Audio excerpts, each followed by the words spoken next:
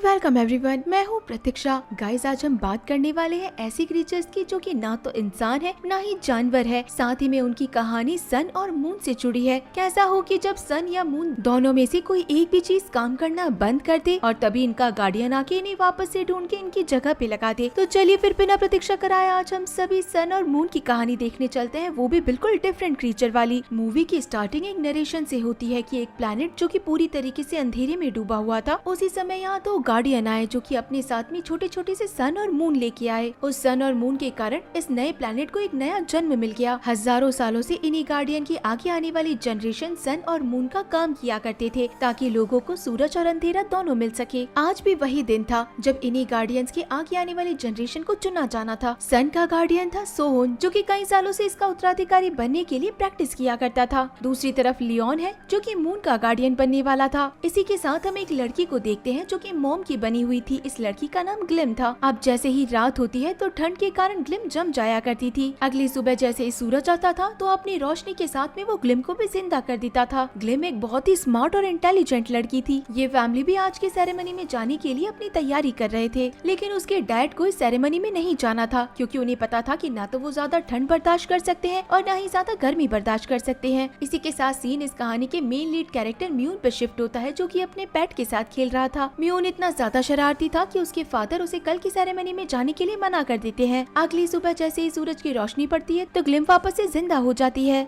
जब तक उसके डैड जग पाते तब तक वो सेरेमनी के लिए निकल चुकी थी। म्यून भी अपने फादर से बचता हुआ उसी सेरेमनी की तरफ निकल जाता है। इस प्लेनेट के काफी सारे क्रीचर्स इस सेरेमनी को देखने के लिए पहुँचे थे। सन और मून की रोशनी दोनों एक साथ में थी, इसी के कारण पूरा प्लेनेट आधा आधा बटा हुआ था। सन के पुराने गार्डियन यानी कि मास्टर जोलल अपने रिचुअल स्टार्ट करते हैं जिसके थ्रू वो सोहोन को नया गार्डियन सेलेक्ट करते हैं। सोहोन के फैंस ये देख के बहुत खुश थे। दूसरी तरफ मून के गार्डियन लियोन के साथ अपने रिचुअल स्टार्ट करते हैं। अब गार्डियन को चूज करने से पहले यहाँ पे एक दूसरे क्रीचर को भेजा जाता है। वो जिसके पास में भी जाके खड़ा हो जाता है गार्डियन उसे ही बनाया जाता है। गलती से वहाँ पे म्यून पहुँच गया और ये क्रीचर म्यून के पास जाके खड़ा हो जाता है, जिस बात से लियोन को बहुत गुस्सा आता है। तभी यहाँ पे मास्टर यूल बताते हैं कि जो भी इस क्रीचर ने फाइनल किया है यही फैसला फाइनल किया जाएगा। जब ये सेरेमनी क्लोज हो रही थी तो सोहोन म्यून के ऊपर गुस्सा करता है और कहता है कि तुमने सबको धोखा दिया है। वो कहता है कि इस जगह का असली हकदार लियोन है बल्कि तुम नहीं हो। अब इन दोनों को अपने अपने टेम्पल्स दिखाए जाते हैं जिन्हें कंट्रोल करके इन्हें इस प्लेनेट को अच्छी तरीके से बैलेंस करना है। हमें यहाँ पे एक आइस भी दिखाई जाती है जो कि केव के अंदर थी। ऐसा लग रहा था कि ये सारी चीजें वो देख रहा था। वही क्रीचर वहाँ से निकल के अंडरवर्ल्ड में चला जाता है जहाँ हम एक बहुत बड़े मॉन्स्टर नेक्रोस को देखते हैं। उसे अपने इरादे पूरे करने थे, इसी के कारण वो सन को चुराना चाहता था। इसी के साथ में वो आज की सेरेमनी का ही वेट कर रहा था ताकि पुराना गार्डियन रिटायर्ड हो और नए गार्डियन को चुना जाए। अपने प्लान को एग्जीक्यूट करने के लिए वो अपने से निकले हुए दो स्नेक्स को ऊपर भेज देता है। ये स्नेक किसी के भी माइंड को कंट्रोल कर सकते थे। ये दोनों स्नेक लियोन के पास पहुंच चुके थे। लियोन पहले ही बहुत ज्यादा गुस्से में था क्योंकि उसे गार्डियन नहीं बनाया गया था। ये दोनों स्नेक लियोन को म्यून के लिए भड़का देते हैं और कहते हैं कि नेक्रोसिस इसमें तुम्हारी मदद कर सकते हैं। लियोन को तो समझ में ही नहीं आता कि ये सब कुछ नेक्रोस की चाल थी और अब कुछ ही देर के अंदर वो स्नेक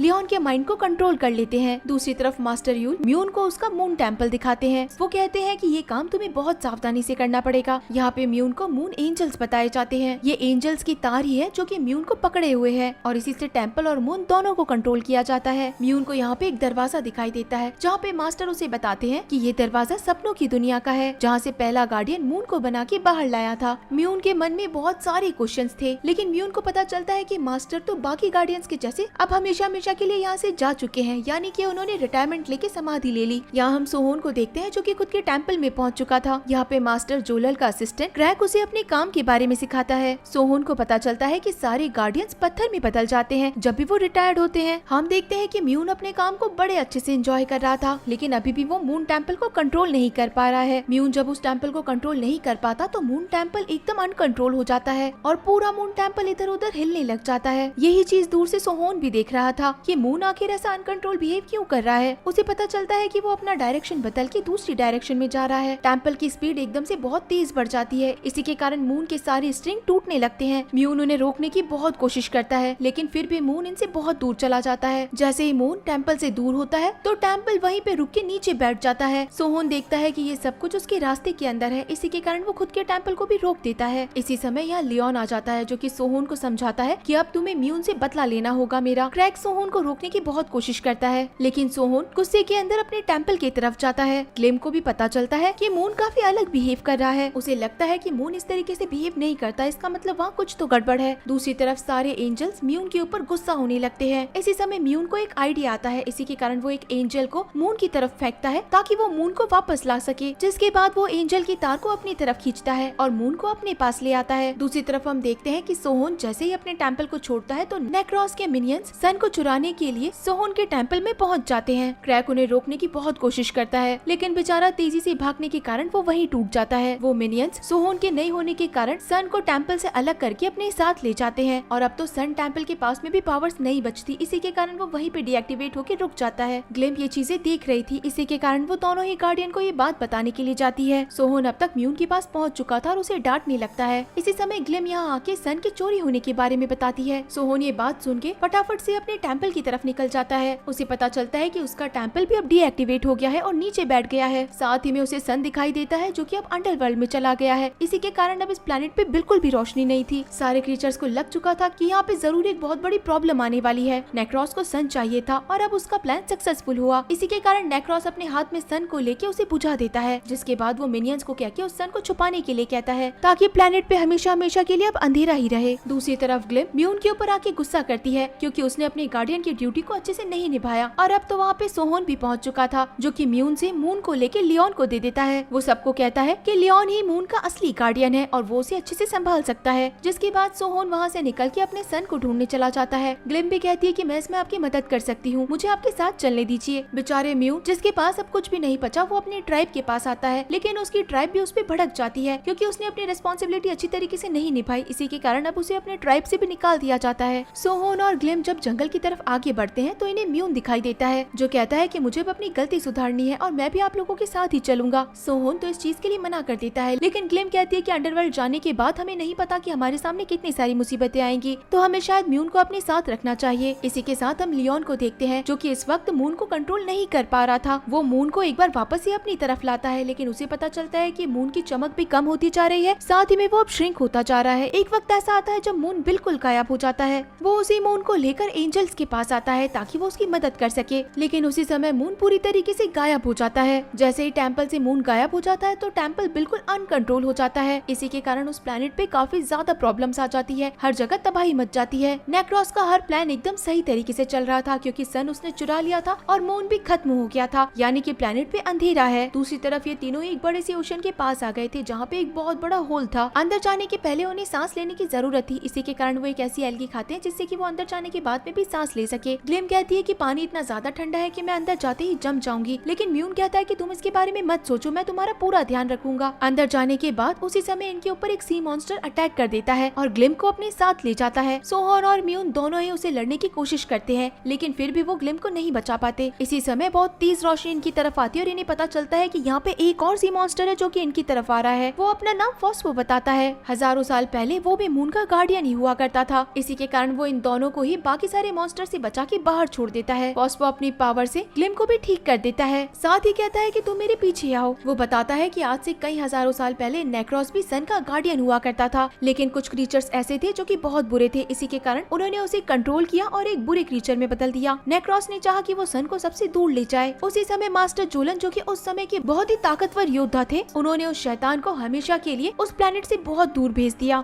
उसी समय से नेक्रोस सबसे बदला लेना चाहता था, जिसके बाद अब ये सभी अंडरवर्ल्ड तक पहुंच चुके थे। उसे पता चलता है कि मून का टेम्पल बेकाबू होकर यहीं पे पहुंच रहा है। उसे समझ में आ गया था कि मून यहाँ पे नहीं है और मून के साथ जरूर कोई छेड़छाड़ हुई है। वो सोहोन को कहता है कि तुम आगे बढ़ो, मैं मून टेम्पल को देख के आता हूँ, जहाँ उसे अपना पेट भी मिल जाता है। ग्लिम भी उसके साथ आने के लिए कहती है और अब ये तीनों ही टेम्पल की तरफ आगे बढ़ते हैं। म्यून के पास पावर्स थी, इसी के कारण वो अपने टेम्पल को कंट्रोल करने की कोशिश करता है और अब टेम्पल भी शांत हो जाता है। जिसके बाद म्यून ग्लिम को बताता है कि शायद अब वो अपने टेम्पल को कंट्रोल कर पा रहा है। जब ये अंदर पहुँचते हैं तो इन्हें डरा हुआ लियोन दिखाई देता है कि वो मून को सही तरीके से नहीं संभाल पाया। साथ ही वो बताता है कि मून अब उसके पास में नहीं है। इसी समय म्यून को अपने सामने सपनों की दुनिया का दरवाजा दिखाई देता है। इसी के कारण वो सबको बताता है कि अब वो इस दुनिया के लिए एक नया मून बनाएगा। वो ग्लिम के साथ इसी दरवाजे के अंदर पहुंच जाता है जहां कई सारे मॉन्स्टर भी एग्जिस्ट करते हैं। उसे पता चलता है कि मून का गार्डियन वही है, इसी के कारण वो इस सपनों की दुनिया को भी कंट्रोल कर सकता है। इनके सामने वही बड़ा सा स्टोन था जहाँ से फर्स्ट टाइम गार्डियन ने मून को बनाया था। म्यून वहाँ पे रखी सारी चीजों से एक नए मून को बना देता है, जिसके बाद वो उसे अपने साथ लेके टेम्पल तक पहुँच जाता है, लेकिन उसे समझ में आता है कि इसके अंदर अभी भी चमक नहीं है। हैं। म्यून को पता चलता है कि जब तक सन लौट के नहीं आएगा तब तक ये मून भी नहीं चमकेगा। और अब जब म्यून नए मून को लेके बाहर आ जाता है तो लियोन को समझ में आता है कि असली गार्डियन तो म्यून ही है। इसी के कारण वो म्यून से माफी भी मांगता है। दूसरी तरफ सोहोन भी नीचे पहुंच गया था जहाँ पे नेक्रोस के स्नेक उसे घेर लेते हैं, जिसके बाद वो उसे बहुत प्रवोक करते हैं ताकि वो अटैक करे। गुस्सा आने के कारण अब सोहोन भी इन्फ्लुएंस हो चुका था। इसी के कारण वो बदलने लगता है और अब यहाँ पे फॉस्फो पहुंच जाता है। वो अपनी पावर्स यूज करके सोहोन को ठीक कर देता है, लेकिन इसके चक्कर में बेचारा वो खुद मारा जाता है। और अब जब सोहोन ठीक हो चुका था तो उनके सामने म्यून और ग्लिम भी पहुंच जाते हैं। इनके साथ में इनका मून भी था, जिसके बाद ये सन को ढूंढने के लिए आगे भागते हैं। इसी समय इन्हें नेक्रोस भी पकड़ लेता है, लेकिन ये कैसे तैसे वहाँ से भी बच के निकल जाते हैं। सोहोन कहता है कि तुम लोग आगे जाओ, नेक्रोस को मैं देखता हूँ। साथ ही में म्यून नेक्रोस के मिनियन से फाइट करता है, जिसके बाद में ग्लिम को सन मिल जाता है। ग्लिम जैसे ही सन के ऊपर फूकती है तो सन एक बार वापस से जल उठता है, लेकिन उससे निकली हुई तेज गर्मी ग्लिम बेचारी बर्दाश्त नहीं कर पाती और वो वहीं पे पिघल जाती है। म्यून उसके पास आता है तो ग्लिम मरते हुए कहती है कि तुम सब कुछ ठीक कर दो। अब तक नेक्रोस यहाँ पे आ जाता है जो कि इन दोनों को ही मारने वाला था, लेकिन तभी यहाँ पे सोहोन आके नेक्रोस को हरा देता है, जहाँ पे सबको पता चलता है कि सन और मून एकदम परफेक्ट पोजीशन में पहुंच चुके हैं। दोनों के साथ आने पे अब सबके अंदर नई एनर्जी आ जाती है। सोहोन नेक्रोस को बहुत दूर फेंक चुका था और म्यून डायरेक्ट नेक्रोस के अंदर चला जाता है, जहाँ से वो उस छुपे हुए स्नेक को बाहर निकालता है जिसने कि उसके दिमाग को खराब कर रखा था। म्यून उस स्नेक को मार देता है और नेक्रोस को एक बार फिर से एक बहुत अच्छे गार्डियन में बदल देता है, जिसके बाद अब ये सब बाहर आ चुके थे। नेक्रोस बाकी गार्डियन के जैसे एक नेचर का गार्डियन बन गया था और एक पत्थर में बदल गया था। सोहोन और म्यून के बीच में भी दोस्ती हो चुकी थी और साथ ही में सन और मून भी अपने जगह पे बिल्कुल ठीक काम कर रहे थे। म्यून मोम की मदद से ग्लिम को एक बार वापस बनाने की कोशिश करता है और साथ ही में एक मून के टुकड़े को ग्लिम के हाथ में रख देता है, जिसके बाद ये दोनों ही गार्डियन अपने टेम्पल में जाके काम करने लगते हैं, जिसके बाद हर जगह वापस से हरियाली आ जाती है। सन और मून की रोशनी जब दोनों ही ग्लिम के ऊपर आती है तो म्यून भी एक बार फिर से जिंदा हो जाती है। ग्लिम म्यून से बहुत प्यार करती थी, इसी के कारण वो सबसे पहले उसी के पास जाती है। और इसी के साथ गाइस ये शानदार मूवी यहीं पे खत्म हो जाती है। तो आप सभी लोगों को ये मूवी कैसी लगी मुझे जरूर बताइएगा। तो चलिए फिर मिलते हैं आप सभी लोगों से अगली मूवी में, तब तक के लिए टाटा।